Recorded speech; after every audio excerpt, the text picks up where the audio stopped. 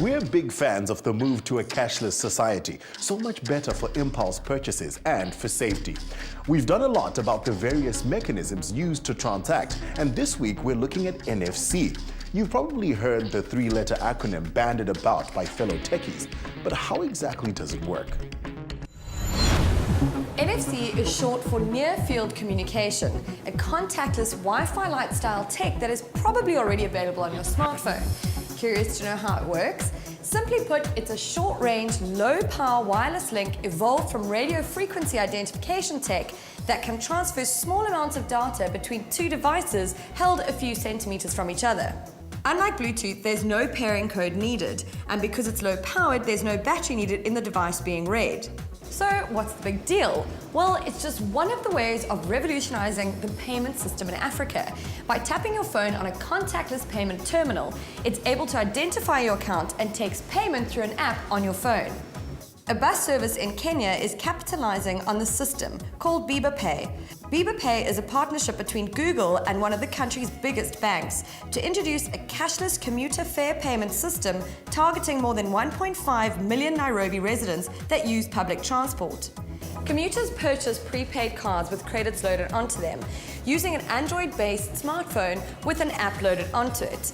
All the conductor has to do is tap and a payment is made.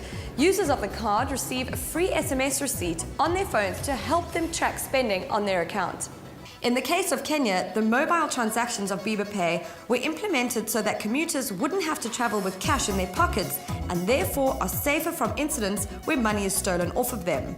South Africa is getting ready to implement very much the same system at various retail chains. WiGroup is a company in South Africa that specializes in bringing these kinds of techs to popular retail chains. We've got over 100% mobile penetration, but we've also got a very large unbanked population. So that's the percentage of the population that don't have access to traditional banking services, if you like. And that section of the population is the need, and the mobile penetration is the opportunity. I also think that South Africa has very, very high levels of credit card fraud. If you look at stats globally, and that again it's another reason why we need new technology, and technology that doesn't involve handing over sensitive information at the point of transaction, if you like. And again, we see the mobile penetration as a way to innovate in that space. WiGroup provides mobile payment technology to over 40,000 retail lanes in South Africa. They use 3 pairing protocols, of which NFC being one. The protocol with the most transaction is Y-code, which is a one-time PIN, and the third is QR code based, whereby a QR code unique to a specific transaction is generated.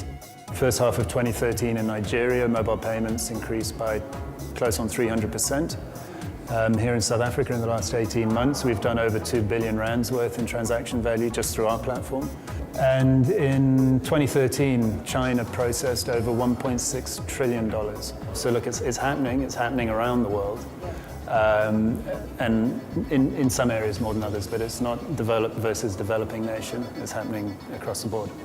This tech doesn't just benefit you, but also the retailer and the banks. Such technology provides a single interface wherein banks and retailers can reach any of its customers, ensuring that any mobile transaction methods at the tills are quickly and easily processed through a single integration, helping them to respond flexibly to new opportunities and changing customer demand. The result of all of this is pretty impressive. To date, platforms such as these have processed transactions worth over 1.5 billion rand. Our smartphones hold everything on it, so why not our wallets too? Now that we can be safe that all we need at tills is a smartphone in hand, cash could very well be a thing of the past.